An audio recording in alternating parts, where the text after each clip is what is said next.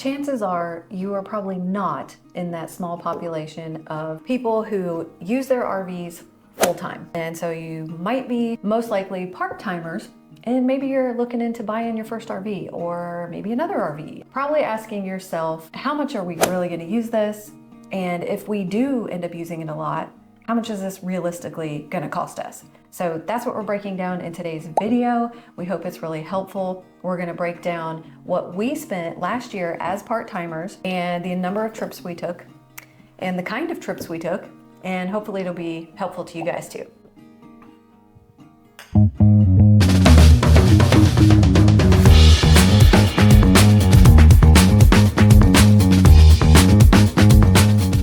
Okay, we're gonna break this video down in a couple different ways. So number one, we're gonna break it down by cost of reservations. Number two, the cost of gas, and yes, firewood, because as part-timers, we like our fires. You may be not able to do that as full-timers all the time, or want to, or because, you know, every day is not like a firewood camping vacation type day as a full-timer. But as part-timers, we are adding this cost in because we want our fires. We have fire at every campground that will let us have a fire. Everyone that will let us, yes. It doesn't matter if it's 300 degrees outside, we will start a fire. Yeah, we want the moment. We want the laid back Chris Stapleton with a little bit of bourbon. So we're adding that in the cost for sure. The third thing we're adding in is destination adventures. Because yes, again, as part-timers, we are in this for the vacation fun. So we don't always get to do, you know, the pricey destination adventures, but we do them often as we can. So we're throwing that cost in there. So in 2023, we took 7 trips in our camper. And kind of put that in context, we didn't get our camper until June, mainly because we didn't know, we knew we wanted one, we just didn't know what we wanted. And there was some great debate about what to buy. So that would kind of started our camping this year late. So had we had our camper, you know, in the, spring like we have ours now, so we're kind of already ready to go camping again, there would have probably been several more trips. I mean, who knows how many? You know, I don't know. It just kind of depends on what time would allow. And then we did do one trip before we had our camper on spring break in an Airbnb. So we're actually going to consider that number as well. Yeah, we're going to include our trip over spring break that was in an Airbnb because as part-timers, you guys probably know, sometimes we don't always take our RVs. So we're going to throw in another trip as part of that. So technically we went on 8 trips this year, but 7 of those from June to Thanksgiving were in our travel trailer. And we'll break all that down and maybe talk about the differences. If that first Airbnb trip was, maybe if you exchanged it for, you could say that you exchanged it for a luxury RV stay, because that's about what it cost. But we'll talk about that in a moment. But yeah, we like to go as often as we can. We try to take somewhere between 6 and 12 getaways a year in our RVs. And going back to what you said, because maybe they are new to our channel, if you guys didn't see our downsizing video, check that one out where we went from our Class A diesel pusher to the travel trailer we currently have now. And that must have been a popular video because it took off. We're so grateful. I mean, it has over 100,000 views. It must have related to you guys and the camping community in a good, positive way. Like, I loved reading all the comments, all the RVs you guys have owned. Like, we were like, wow, we're not the only ones that have owned 5 and 6 campers. So to our new followers, thank you for being here. Yeah, welcome to the channel. And on that note, it was a big debate when we sold our pusher, because our pusher was nice, what we wanted. And Valerie's like, I want a travel trailer. And I'm like, I am not buying a travel trailer. Hey, again, you can watch that video, but for me, less is more right now. It's about simplicity. Moving forward with the breakdown. Okay, trip number 1, spring break. We stayed in an Airbnb in Dunedin, Florida. You can also check that video out here. I think it's called Exploring Tampa Bay, Clearwater, Dunedin. Loved that trip. And we stayed in the cutest Airbnb bungalow. It's actually called a bungalow. And our teen girls went with us, and they still talk about it to this day. Cutest place. If we Airbnb again, we will definitely be booking that one again. But to break that one down, reservations for the week, 7 nights is $2,000, which you could say broke down to about $285 a night, but we'll get to that later. The cost of gas to get there from Kentucky to Florida was $350. And that's an estimate, and that is not pulling a travel trailer. That's just taking a little car and all the gas you need to get there and back. So because we did like go get out and travel around, yeah.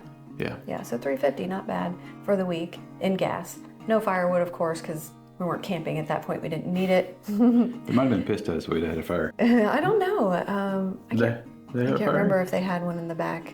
We were too busy beaching it up. Yeah. Destination adventures cost us $440. Now that breaks down to one trip to the Florida Aquarium and one trip to, we rented e-bikes from Dunedin to Honeymoon Island, and that was fun. But now we own e-bikes, and that's a whole nother story. But if you wanted to rent e-bikes, that costs about $300. Cheaper than Disney, just saying. So the total cost of this particular trip, not including food, again, I don't know if I said that in the beginning of this video, but we're not gonna include the cost of food here because even if we weren't vacationing or RVing, still gotta eat. We gotta eat anyways. Everybody eats differently, whether that's cooked meals or meal planning or dining out, doesn't matter. We have to eat anyway, so food is not included here. Total cost of this trip, number one, is $27.90. Say that's pretty high for a week, but not as high as it could be for a full week's vacation on spring break. I mean, that's really, I mean... Pretty realistic. Yeah, I mean, that was actually a pretty reasonable vacation when you think about we had to get to do all the driving, and then we did a few things. And then we actually did a lot, because we were at the beach quite a bit, we rode bikes. We got out, and one thing about us when we camp or vacation is that we explore. We just like to get out and look around, and what's the point of traveling if you're just going to hang out in your hotel room? Yeah, seriously, guys, we love that destination. 100% going back. You really need to watch that video because it's full of so many things to do in that area, whether you're taking your RV or not. So our trip number 2 that we took was Elm Hill RV Resort, just outside of Nashville on Percy Priest Reservoir. For 2 nights at Elm Hill was $281, and then fuel, now we're pulling a camper and I'm pulling it with a big diesel truck and I'm getting about 11 miles a gallon. It cost me about $125. It basically cost me a tank of fuel round trip. And it takes about $125 at that time to fill my truck up. So you're talking $125 for fuel. We did not do any destination adventures. We had our kayaks with us, so we owned those. We went kayaking. And the girls jumped off the pier or off the boat dock there, and they had a blast. And so that weekend, even camping was a more expensive weekend, but we were at a nicer RV resort. It was $406. So kind of high for a 2-night stay. You guys can check that video out too, and see what Elm Hill's all about. But yeah, again, $0 for destination adventures, but the cost to stay there is a little higher. Yeah, because it's all lake view sites. That's where they get you. Yeah, I mean, anytime you stay on the water in a nicer resort style type campground with a nice pool. Yeah. And our campsite literally was like, you look out the window about all the windows in the camper you looked at, you saw water. So I mean, they know that when they have the views like that you'll pay for it. And you do pay for it. You do. We said in a previous video that RVers like to not book a room with a view, but we like to book a view for our room. Right. Our hotel on wheels. And to get those views, you pay for them. So our third trip, which is trip number 2 in our camper, would have been Four Corners Resort. Also in Nashville, just on the other side of Percy Priest Reservoir, at another, love this campground. Now, it is not a cheap campground. We went on Labor Day weekend, but 2 nights there was $306. And that was the cheapest thing we did the entire time we were there, was a stay. So gas on that one, again, about the same distance, was about $125. And then our destination adventures, that's where this one kind of gets you. So the firewood there was 7 bundles. And so we bought 6 bundles. Because I personally like to build a fire that you can see from the space station. That's just how I am. That fire was a $42 fire. It was a $42 fire. So just throwing $20 bills in the fire ring. Same thing as buying fireworks. You're either burning money or you're blowing it up. That's the way I see it.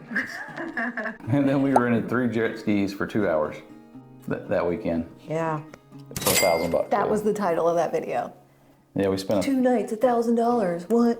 I think it was So we rented jet skis for 2 hours. So Vova and Elizabeth, our daughter-in-law, who we really like, and then our son, came down to, they watch these videos. Hi guys. Elizabeth and Vova come down, so we rented the third jet ski, and we had a blast, and we were whooped because, you know, when you rent a jet ski, you drive it like you stole it. Yeah. If you borrow a jet ski from your brother-in-law, you kind of treat it like it's made of glass. By the time we bought firewood, we got fuel, our stay, everything we did that weekend was $1,473. So going back to video number 1, we were $2,700 for a week, and then we really did it up. Yeah, just for the weekend. We spent nearly $1,500. Yeah, but that was jet ski rental. Maybe you have your own jet skis and they're paid for. Bring them. Save you $1,000 for the weekend. Again, you know, there's things that we do on our trips that are. Yeah. But when we go. So great, I loved it. Yeah, it's worth every penny to me. And when we go, we're trying to build memories with our kids and do different things. So it's not like, and we're still young enough that we like to do stuff. So we're gonna do it so long as we can afford it. We're gonna try to do it as long as we can afford it. Yes, but as long as we physically can still do it. I got like another video. I got another good 40 years of physically being able to do stuff left. 40, wow. Yeah. I love seeing this at 87. Okay. 86, woman.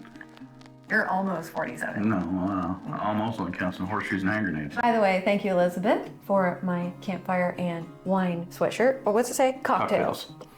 She knows us well. Got us that for Christmas. Okay, trip number 4. Anchor down in Dandridge, Tennessee. Again, we have another video on this. Check it out there. Love Anchor Down. So beautiful. It's not really that pricey, actually. I love the cost of their nightly stays. They have several different options, and a lot of them are under $100, and I love that. But Lakeview, great pool, love this campground. Check out that video. This was over fall break for us, so we stayed 4 nights. Total stay for 4 nights was $415. That's pretty good considering what this campground offers. Yeah, it's a really nice campground. So. Yeah, definitely going back to Anchor Down. Gas to get there for us from Kentucky to Dandridge, Tennessee was $375 there and back. And then we did 2 nights of firewood, and we spent about $60 in firewood. That's a pricey firewood, but they bring it to you in this big old bucket up the hill on their golf carts. They bring it right to you. We loved it. I don't know how many buckets it was, but we spent about $60. I think we had 2 or 3 buckets. Okay. And then, destination adventures, we did some. On this trip, we went to Dollywood, and 3 tickets. We had one daughter with us, cost us $300, $100 a piece. Not bad, cheaper than Disney, just saying. And then we did the coolest bike ride at Cades Cove in the Great Smoky Mountain National Park. And that ride was so much fun. You can watch that video again. The whole day bike ride trip, morning trip, cost $5 because it only costs $5 to park. Getting into that national park is free, very inexpensive, great destination adventure. Highly recommend that one. Yeah. But if you go in the fall, don't do what I did and wear shorts and a thin shirt because you'll freeze. I feel like you're frozen on a trip. You did. Total cost of the Anchor Down trip was $1,155. That was for 4 nights, so not too bad. We are going to get to a grand total here in just a few. So our 5th trip was Diamond Cavern. So that's right outside of the Mammoth Cave National Park. This is probably one of our cheaper trips we did. So 2 nights there, reservation was roughly $120, and this campground is not very far from my house, so we spent about $40 in gas. And then firewood for that weekend was $30. So for the entire weekend on that trip was $190. So this was a much more affordable trip out of the ones we did. So this was not what I would call a destination trip. And actually, if you're a member of Thousand Trails, you know, once you pay your annual fee, I think you can camp there as much as you want. Yeah. It's probably not, in our opinion, the greatest campground, but it is kind of like a state parkish campground, and the rates are pretty cheap. And like Jarrett said, you can watch that video as well. But for a quick weekend getaway with campfire and maybe a bike ride to Mammoth Cave, like just perfect and inexpensive, that's about the least expensive it's gonna get, other than if you stay, state parks and boondocking. So trip number 6 and 7 were at the same place. In September and November, we booked Barren River Lake State Park, which is very close to where we live in southern Kentucky. So again, quick weekend getaway at a state park, pretty inexpensive. For 2 nights was $99. Gas to get there, we threw in $50 because again, close to home, but like maybe we had to fill up to get there. So we threw in $50. Couple bundles of firewood cost us $42. And we're breaking that down by 6 bundles of firewood costing $7 a piece. That's about what it is over there. So it's $42 for fire for 2 nights. Total cost $191. Now we can multiply that times 2 because that is also what trip number 7 costs, because again, 6 and 7, same state park, 2-night stay. Trip number 7 was also $191. If you're looking at buying a camper, this is a very normal camping type trip thing that you can do. This would to me be pretty standard. So go camping for the weekend. We have inflatable kayaks and bikes we take with us, and so we kind of bring our toys, if you will, and so there's no expense once you get through the expense of the purchase. Right. And so like camping like this is actually, it's really relaxing type camping, and it's not expensive. I mean, you can do one of these twice a month if you wanted to. Yeah, for it. So this is our last trip. Thanksgiving trip is Margaritaville in Auburndale, Florida. This is what we would call a destination trip. This is a long trip. So, and Margaritaville, check out that video about it. Let us know what you think. 5 nights is what we stayed there. Mm-hmm. Was $1,100 for 5 nights. So it's expensive to stay there. Yeah. And then as far as fuel getting there and back, I spent about $750. Now that does count a tank from us running from Disney, because we went to Disney and Disney Springs. Some running tanks. And then we went to rode jet skis down in Braden, Florida. So, there was quite a bit of driving once we got there. So that's $750 of that. Mm-hmm. Then we went to Disney for a day. That killed the trip. That's so dumb. Just, what was that old Rally's commercial they used to do? Cha-ching! $1,000 for Disney for the day. And that included 4 park hopper tickets. And then we got the fast pass, or whatever, easy pass, or whatever they call it, where you can kind of you can book your ride. We had a couple add-ons there, but you all know Disney's just gonna hike up the numbers. And then at Auburndale, I just don't like them. They wouldn't let me have a firewood. I couldn't buy firewood and have a fire, so whatever. And then we went to the beach, which was so the gas was included in the $750, and then we hung out with Lou and Christine, and so. Yeah, the beach trip didn't really cost us anything. It cost Lou and Christine. It didn't cost us. Well, we bought some of the food. We did most of the food, and they did the gas. So technically, we weren't throwing food in. So the beach trip outside of gas didn't really cost us anything. Disney is what cost us when we went to Auburndale. And that really wrapped it up. So for 5 nights at Auburndale, which was a beach trip, and Disney, $2,850, so nearly $3,000. So yeah, for a week. And so take out Disney, and that would have been much cheaper.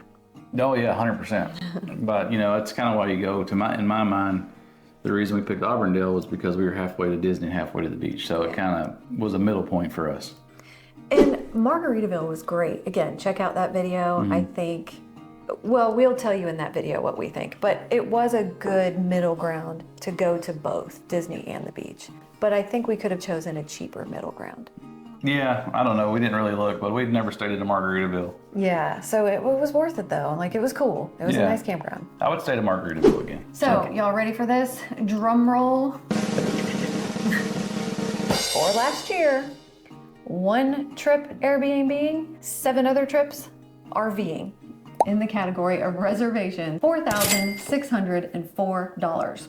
In the category of gas, $1,865, and that's 5 out-of-state trips. Firewood, this is money burned. Literally. Money in the fire. You're literally burning money. For the year, last year, $216. Gone. Hey, but we had some really good fires. So the destination adventures, so that's like the jet skis, Disney, everything else we did. All the things. $2,745. Yep. So, which makes our grand total that we spent RVing in one vacation last year, $9,430. That's dumb. I don't think that's dumb. That's a lot. Again, we can talk about this. Let's talk about this. Again, that's not including food. We have to eat anyways, so you tack on all the restaurants we ate at, I'm sure that price goes up, but we would have been eating at home anyways, so. $9,500 roughly to use our RV and vacation 8 times a year. If you divide that number by 12, $9,430 divided by 12. So let's say we're averaging 12 months here.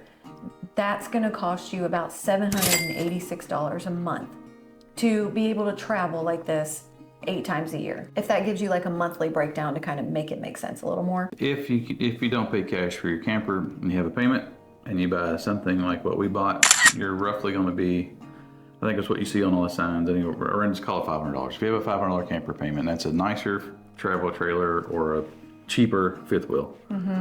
You're going to be about $1,280 a month. And Yeah, so call it $1,300 a month. Yeah, add $500 to that. If your camper payment's $500. So you're spending close to $1,300 a month with your camper payment and 8 adventures to do this. Is that something you want to do? For us, we say absolutely yes. That's something we love to do. We've been doing this since 2012. I think too. Love it. I think too, though, like, you know, if you're like, don't let these numbers scare you, because we did some expensive campgrounds. If we take that $1,286 a month, is that right? It's $15,432 a year. It's a lot of money. So when you look at it like that, it's like, okay, wow. This is what part-time RVing could cost me. And this isn't a, what's our travel trailer? About $50,000 travel trailer? 45, something like that. Yeah, now the new ones might be 50. $50,000. Yeah. So it doesn't matter whether you pay for it in cash and it's gone, you paid for it, or you have a monthly payment. Well, hopefully you're not paying interest on top of that, but sometimes we do. We finance our toys. We vote for paying cash for toys, but if you can't, either way, you're buying the RV on top of the vacation. So let's go back to the Dunedin trip. Let's just pretend, for example, that that Airbnb stay was a luxury RV stay. And we looked, like there is luxury RVs that charge $285 a night, one being Blue Water Key in the winter. I think they go over $300 a night. Yeah, we love that campground. It's awesome. Yeah, and go if you get the chance. Yeah, so you could call that one luxury RV vacation, right? And then 4 other of those trips last year, you could say were about mid-range trips, like the Elm Hill, you know, those trips in Nashville, Anchor Down. Let's just say the thing about those trips is they were kind of expensive, more expensive campgrounds than their normal campground. But for us, they were close enough that worth I don't want to say money we saved, but the money we didn't spend on like fuel and getting there, and you know, and there's no like when we go far, you know, there wasn't a 2 tanks down and the stay and all this stuff that goes with it. So those trips to me are the middle of the road, but we're also not spending a lot of extra money getting there. Right, and then 3 other trips were state park trips. We hope this is a good example of us breaking down like part-time RVers' life last year, what it cost us with 1 luxury stay, 4 middle-of-the-road stays, and 3 state park stays. Like, that's a pretty good year. We did a little bit of everything. And I loved every trip we took. There's always some up and down. And it doesn't matter where you stay. I mean, we went to Auburndale, Florida, and we thought it's Thanksgiving, the weather would be great, and the weather was kind of crappy. Yeah, we had a mix of both over Thanksgiving. But yeah, there's always going to be pros and cons, things that happen on your vacation. Of course, let's not even talk about, you know, tire blowout or like an RV repair you might need. So you're going to have to calculate like some cushion there if you're trying to budget for purchasing an RV, and taking a year's worth of trips, like the kind of trips we take, with the cost of an RV, spending about $15,000, $16,000 a year, and then you got to calculate if something goes wrong and you got to fix it. So is it an expensive hobby? Yeah, absolutely. I think it is. No, it's one we love. I think it's really expensive when you stop and think about it and you start putting the numbers on the paper. You're like, oh my God, we really spent that much money camping. But again, you know, like in 2024, we got some campgrounds that we've already got booked, and most of our 2024 is about booked at this point, at least the first half of it. But yeah, I was going to show you guys that too. This, I don't know how you all keep your travel plans, but this is our travel binder. Very simple. And I like it because, so today, you guys are going to laugh, today is actually Christmas Day, 2023. But we're doing nothing at home but watching Clark and, you know, what's his name, Ralphie. So we decided to go ahead and film this video while we're just sitting here in our comfies. But I got out this book because we're also taking some time on our time off this holiday to plan our trips, and we've already got 5 trips on the books already. I don't know about you guys, but we start booking normally about February, but this year we started booking in December. Yeah, we just try to get ahead of 2024. And the big reason we're booking ahead this year is because we're going to a lot more Corps of Engineer parks. And so we're going to do camping a little more affordable in 2024. So we've actually got some campgrounds that are booked at like $18 a night. Now, granted, they're electric only. So, and we typically, I don't think we've ever camped on electric only. So this is, we love our full hookups, and we've always at least had water. But now we have to see if we can survive a weekend. Whatever, we're gonna survive just fine. Conserving resources, i.e. water in a water tank, but it'll be good. So, and I'm sure that it'll be fine. But that being said, is like going back to that $16,000 a year number, you can do it a lot cheaper. Yeah, and there's probably people already commenting and laughing at us like, those idiots, they should be boondocking for free. Have a 1,000 Trails membership and the things. But for us, 1,000 Trails membership doesn't make sense, because in order for us to use it, we either have to go to the same campground right up the road, which is just okay. There's only one in Kentucky. Yeah, and it's literally just up the road from us, and it's just okay. Or we got to drive, and then you got, a 2-day trip and an overnight stay. We can make a whole video out of that. I don't like to be limited to my destinations. Sure. We want to pick and choose wherever we're going. We're like, what do we feel like this year? So that's what I was getting at. On my vision board this year, I put up a vision of what I see happening for spring break. Like, not a name of a destination yet, but like a picture. And this year for spring break, it's a picture of a lake with a fishing pole. I'm like, I want to go to a lake. I want to go fishing. And then I did the same thing for summer and fall and Christmas. Like, what do I want my vacations to look like this year? So I kind of look at those pictures I print out and kind of get a vision for what do we want to do this year? And then we started looking at our book. And this travel binder, I have a video on it too. It's kind of old, but you're welcome to check it out.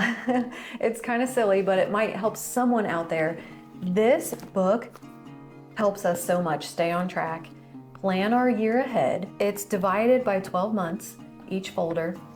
And, we print out our reservations old school, highlight all the good, important information, and stick it in, each month. So it's very simple. And my point was, did I have a point? What was my point? I have no idea.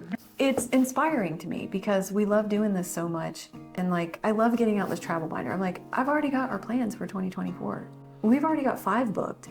And I plan to throw in a few more in between. Going back to the whole camping thing, our trips, we have one nice place booked. I'm not going to tell you where it is, but we have one nice place booked. Oh, I'm so excited about it too. It's in South Carolina Nope, don't tell them. It's in South Carolina for the 1st of June. That's all. There's a big state. That's all we'll tell you.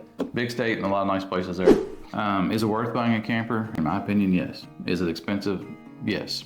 Can it be affordable? Yes. Can it be unaffordable? Yes. It's really just up to you. And I say all that to say, we have spent a lot of money, and some of you guys are saying, talking about our numbers here and telling us how dumb we are. This video is not even out, and I can already read the comments. No, we were dumber when we had the Holiday Rambler. Yeah, we were dumber when we had the Holiday Rambler. But the memories and experiences and stuff that we have with our kids, that's priceless. To me priceless. And so, we've been out west, we've lived out west, but when we took that trip to Glacier National, the kids still talk about that. That was such a good trip. When we went to Key West and stayed at Blue Water Key, the kids still talk about that. Yeah. And those experiences, what are we working for if you're not gonna enjoy it with your family? Exactly. What are we doing all this for? And if you want the experience over things life, this is it. We're doing it. This is an example of one way you can do it. Because we're not buying all the things. We don't go to Disney and buy all the ears and the blowy bubble things, and as cute as those are, the trip is the gift. And we talked about this in our holiday video. We talked about taking trips in lieu of giving gifts. And it's different every year for us. Christmas, we want to do it at home and do the gift thing, or sometimes we just want to go on a trip. The experience of it is what we're saying is the priceless thing. And we know this. I'd like to do a video coming up and maybe not introduce you, because our kids may not be comfortable with this, but maybe introduce you to their thoughts on their experiences over the years RVing with us. Because again, we've been doing this since 2012, ever since our youngest was 4 years old. I mean, we at least started when they were out of diapers, but our kids grew up RVing, part-timing. They do talk a lot about their experiences and their memories, and Some not so good and some good because, again, they're young teens and young adults at this point. I think that there's been some proof that we've made some good decisions with them and these experiences that we've invested in, if that's the right word. Our son Kevin, for example, he got a tattoo that spoke volumes to me. And it was like half a mountain and like half an ocean, and they're kind of like, I don't know, intertwined somehow. But wow, he's been a lot of places.